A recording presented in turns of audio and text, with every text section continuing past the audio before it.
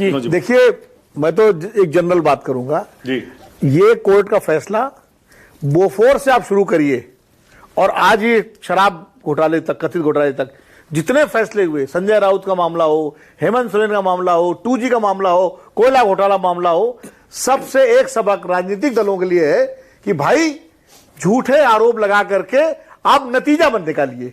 कोई पार्टी हो, इन्होंने शीला दीक्षित पर लगाए, बीजेपी ने इन पर लगाए, किसी ने बीजेपी पे लगाए और अल्टीमेटली कोर्ट से निकलता है, जनता उस आधार पर जो है बढ़ जाती है।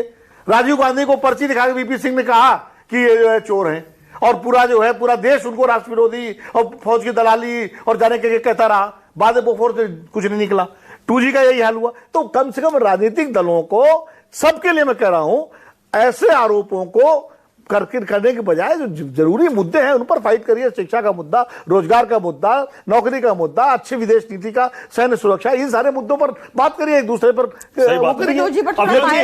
आरोप अब ये प्रियंका जी, आपने प्रणब मुखर्जी से लेकर के कोई नेता नहीं छोड़ा था जिसके फोटो लगा के जंतर मंतर न बैठे हों और कहा सब चोर हैं। सारे चले तो बीजेपी में जी, सारे बीजेपी में जाके तो साफ हुए, चले गए।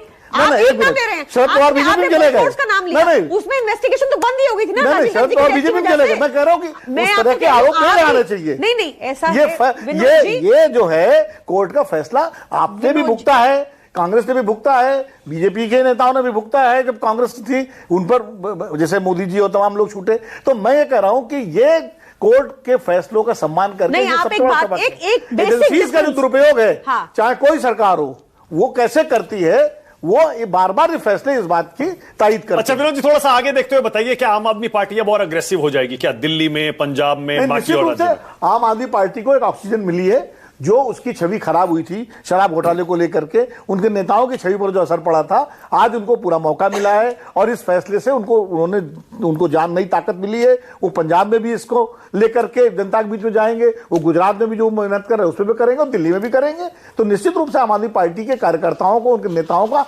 मनोबल बढ़ेगा, उनको एक जो है बूस्ट मिला है। और मैं बार बार कहता हूं कि हम सब भी, मैं अपनी बात भी कर रहा हूं, हम जो विश्लेषक, टीवी एंकर्स या रिपोर्टर जो होते हैं, हम भी जो नतीजा निकाल लेते हैं एजेंसियों की रिपोर्ट से, उससे भी हमको बचना चाहिए। बिल्कुल सही। विनोद जी, जितनी विलिफिकेशन आम आदमी पार्टी की हुई है वो किसी की पॉलिटिक्स में नहीं हुई, ये आपको स्वीकार करना पड़ेगा। 4 साल तक जो विलिफिकेशन आम आदमी पार्टी की चली है, मनमोहन सिंह की जितनी हुई है आपको प्रियंका याद नहीं है, जितनी UPA 2 की हुई है।